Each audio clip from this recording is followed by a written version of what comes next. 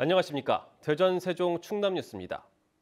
오는 10일 국회의원 선거일에는 대전 중구청장 재선거도 함께 치러집니다. 국민의힘이 후보를 공천하지 않은 가운데 더불어민주당과 제3지대, 무소속 등 4명의 후보가 지역 발전 공약을 앞세워 유권자 마음잡기에 주력하고 있습니다. 첫 소식 한솔 기자입니다. 더불어민주당에서는 중앙당 영입 인재로 전략 공천된 김재선 후보가 출마합니다. 정권 심판론을 전면에 내세우며 중구형 지역화폐 부활과 실버 영화관 운영을 통한 일자리 창출 등을 공약으로 제시했습니다. 윤석열 정부의 지방정책에 굉장히 퇴행적입니다. 이것을 심판하기에 가장 적임일 뿐더러 시민의 제안이 정책이 되고 시민과 공무원의 대화가 대안이 되는 새로운 지방자치를 만들어갈 적임자이기 때문에 새로운 미래에서는 현역 중구의회 의장인 윤양수 후보가 주자로 나섰습니다. 윤 후보는 중구 토박이임을 강조하며 전문가 투입을 통한 재개발 추진과 재래시장 활성화를 약속했습니다. 저는 중구에서 35년 동안 살아왔습니다. 중구를 떠나본 적이 없습니다. 그렇기 때문에 저는 우리 중구 곳곳을 다 살펴볼 수 있고 지금 현안에 대한 문제를 어떤 후보보다 잘 파악하고 있다고 자부합니다. 개혁신당에서는 민주당의 전략공천에 반발해 탈당 뒤 개혁신당에 입당한 권중순 후보가 출마합니다. 오랜 지방의회 의정 경험을 바탕으로 대전 도심융합특구 조성과 효문화마을 한국효문화진흥원의 통합 운영을 공약했습니다. 12년간 대전시 의원을 했기 때문에 우리 대전 중구를 가장 잘 알고 또 현장을 많이 돌아봤기 때문에 우리 중구가 나아갈 방향을 너무나 잘 알고 있습니다. 지난 2월 대전 중구청장 권한대행을 사퇴한 이동환 후보는 무소속으로 출마했습니다. 풍부한 행정 경험을 본인의 강점으로 내세우며 중촌밸리 소상공인대학 유치와 장기 미준공 상태인 메가시티 문제를 해결하겠다고 말했습니다. 8년간의 중앙행정기관에서 근무를 했고 대전광역시를 비롯한 광역자치단체 그리고 기초자치단체 부구청장을 3번이나 한 다양한 경험을 갖고 있어서 대전 중구를 발전시키는 데 최적임자라고 생각합니다. 대전 중구청장 재선거는 공천 과정에서 변수가 속출해 국회의원 선거 못지않은 관심을 끌고 있습니다. 민주당의 전략공천으로 갈라진 진보 표심과 국민의힘 무공천으로 아직 후보를 결정하지 못한 보수 표심을 누가 많이 흡수할지가 선거 결과를 좌우할 전망입니다. KBS 뉴스 한솔입니다. 제22대 총선을 앞두고 공주 부여 청양 후보자 법정 토론회가 오늘 KBS에서 열렸습니다. 여야 후보들은 제2금강교 건설 같은 지역 현안은 물론 국회 완전 이전 등의 정당 공약을 놓고 자존심을 건 설전을 벌였습니다. 이정은 기자가 정리했습니다. 더불어민주당 박수현 후보와 국민의힘 정진석 후보 간 3번째 대결이 펼쳐지는 공주 부여 청양. 전현직 대통령의 복심간 대결로 불리는 만큼 토론 초반부터 격돌했습니다. 4선 때는 힘이 없으셨습니까? 5선 하셨지 않습니까? 그런데 꼭 6선이 되셔서 이때가 힘이 있어서 이걸 하겠다라고 하시는 것은 문재인 정부 때 청와대에서 국민소통수석, 대변인 그 힘 있는 자리에 있지 않았습니까? 그럴 때 좀 도와주시지 그랬어요. 인도 없는 2차선으로 건설 중인 제2금강교를 둘러싼 공방은 전 정부와 현 정부 간 책임론으로 번졌고 문재인 정부 5년 동안 착공 허가를 내주지 않았습니다.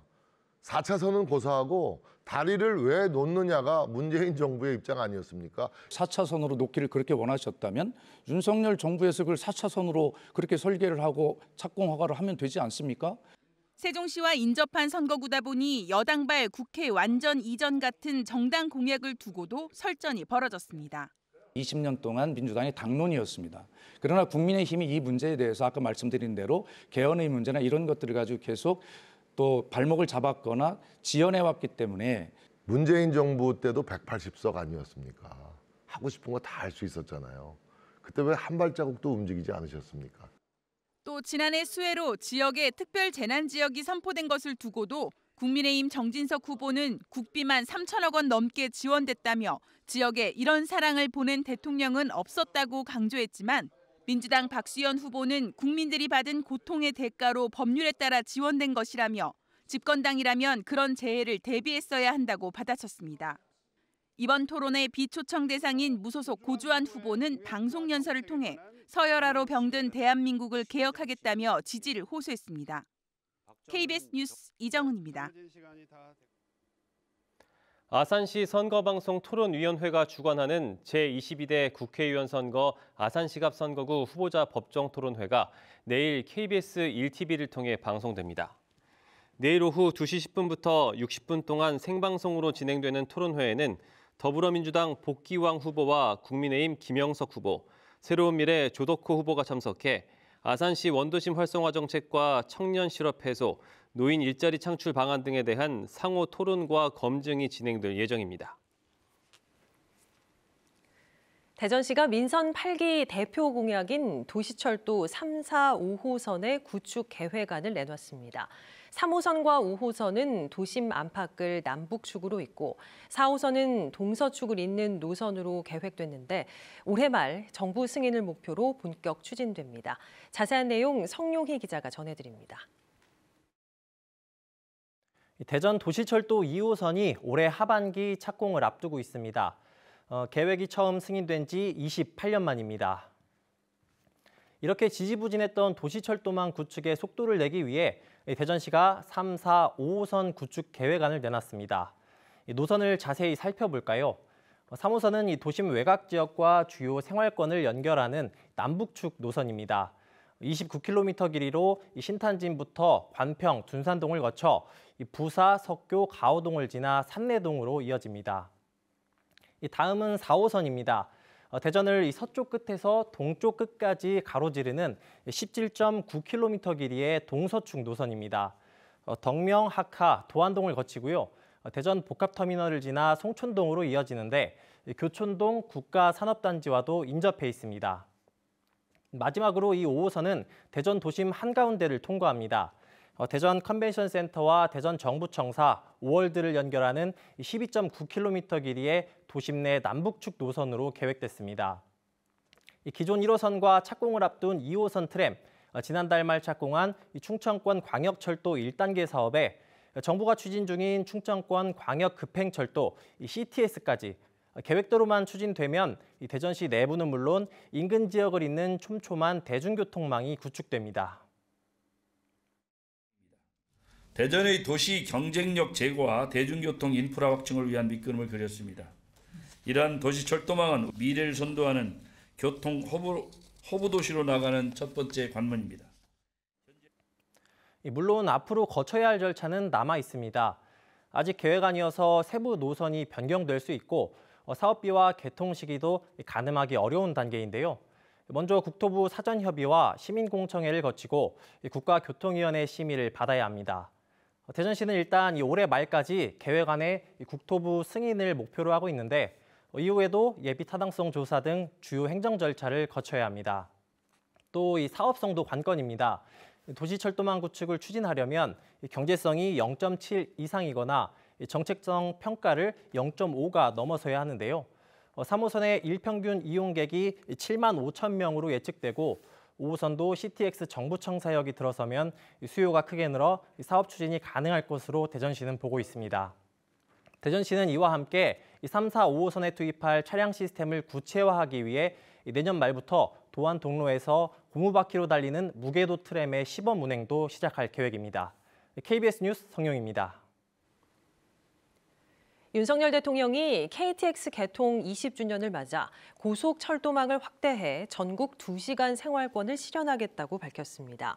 윤 대통령은 오늘 대전시 동구 한국철도공사에서 열린 KTX 개통 20주년 기념식에서 5월부터 KTX 청룡을 투입하고 이동 시간을 최대 30분 단축하는 급행 고속열차를 확대하겠다며 이같이 말했습니다.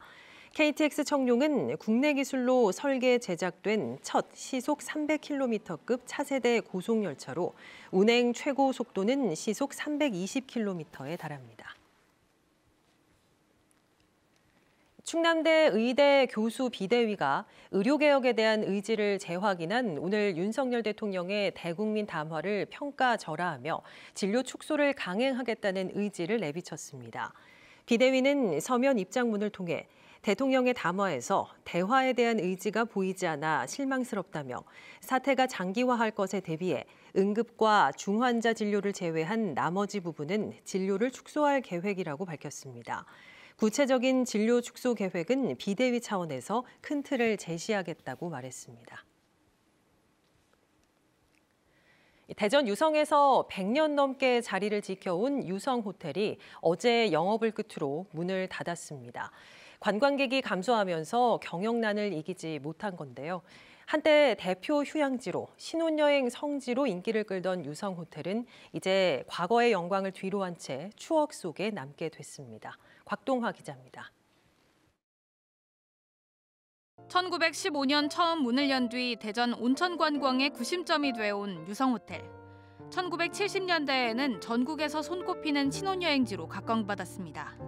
먼 여행을 이렇게 고속버스를 타고 왔는데도 하나 필요한 감을 모르고 기분이 상쾌했습니다. 1992년대에는 특2급 호텔로 승격됐고 1994년 유성온천 관광특구가 지정된 이후 해마다 1,000만 명의 관광객이 찾으면서 호텔도 전성기를 누렸습니다. 하지만 온천 여행객이 갈수록 줄고 코로나19 사태 등으로 경영난을 겪으면서 유성호텔은 결국 109년 역사의 뒤안길로 물러나게 됐습니다. 추억이 말로 다 표현할 수가 없죠. 너무나 안타깝죠. 우리 지역 주민으로서는 좀 아쉬운 생각이 듭니다. 유성호텔이 떠난 자리에는 관광호텔과 주상복합 아파트 등의 건립이 추진되고 있습니다. 승인 일단 지난주에 났고요. 호텔동은 일단 24층 규모로 지금 계획을 하고 있는 것 같더라고요. 하지만 주변의 향토 호텔들이 이미 줄줄이 문을 닫은 상황에서 유성호텔까지 폐업에 들어가면서 지역 상권도 타격이 불가피해졌습니다. KBS 뉴스 곽동아입니다. 최근 공공기관에서 다양한 분야의 드론을 이용하면서 구매가 늘고 있지만 일부 제품의 품질 불량이 문제되고 있습니다. 이에 조달청이 공공조달에 참여하는 중소기업 드론의 품질을 높이기 위한 방안을 내놨는데 실효성을 거둘지 주목됩니다. 박장훈 기자입니다. 농약이나 비료 살포부터 산불이나 해양사고 발생 감시, 마약 밀수 적발까지 최근 공공기관들이 다양한 업무에 드론을 활용하면서 최근 5년간 조달청을 통한 드론 구매 계약은 251건, 615억 원에 이릅니다.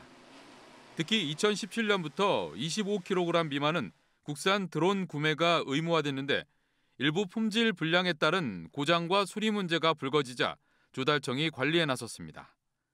시험 성적서 제출을 의무화하고 실물 심사와 성능평가 시연 확대, 또 30일 이상의 납품 기간을 보장해 기술력과 품질 향상을 꾀하는 겁니다.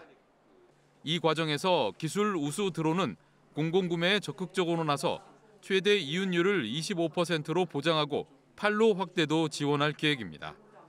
공공부문에서 드론의 기술과 품질을 제고해가지고요. 드론의 안정적인 판로를 제공을 해서 그런 부분을 통해서 민수 시장이나 수출까지 확대하고자 합니다. 하지만 업계에서는 전 세계 소형 드론 시장을 선점한 중국 DJI 등 외국산 드론의 성능과 가격 경쟁력이 높은 상황에서 품질 기준을 강화한 공공조달 방식으로는 실효를 거두기 쉽지 않다는 시각이 지배적입니다. 우리나라 드론 기업들은 좀 영세합니다. 특히 중국 DJI라는 거대 기업에 비해서요. 그렇지만 공공조달 시장에서 요구하는 드론의 사양은 굉장히 높게 책정이 되어 있습니다. 그러다 보니까 그 괴리를 현재 채우기가 어렵고 국내 산업 육성과 소비자의 제품 만족도 충족, 이 두 마리 토끼를 어떻게 잡을지가 과제로 남았습니다. KBS 뉴스 박장훈입니다. 프로야구 한화이글스가 KBO 리그 단독 1위에 올라서며 파죽지세를 이어가고 있습니다. 한화는 어제 이글스파크에서 열린 홈경기에서 KT 위즈를 14대 3으로 이기며 올 시즌 8경기 중 7경기를 연이어 승리해 2014년 이후 10년 만에 리그 1위를 기록했습니다. 한화는 내일 한화생명 이글스파크에서 롯데 자이언츠를 상대로 8연승에 도전합니다. 대전지법 천안지원 제1형사부는 놀이터에서 초등학생 여자아이를 성추행한 혐의로 기소된 49살 A씨에 대해 징역 2년 6개월을 선고했습니다. A씨는 지난해 5월 아산의 한 아파트 놀이터에서 8살 여자아이에게 과자를 사주겠다며 접근한 뒤 아이가 거절하자 억지로 끌어안는 등 신체 접촉을 한 혐의로 재판에 넘겨졌습니다. A씨는 당시 어린이의 신체를 만진 사실은 인정하면서도 추행할 의도는 없었다고 주장했습니다. 뉴스를 마칩니다. 여러분 고맙습니다.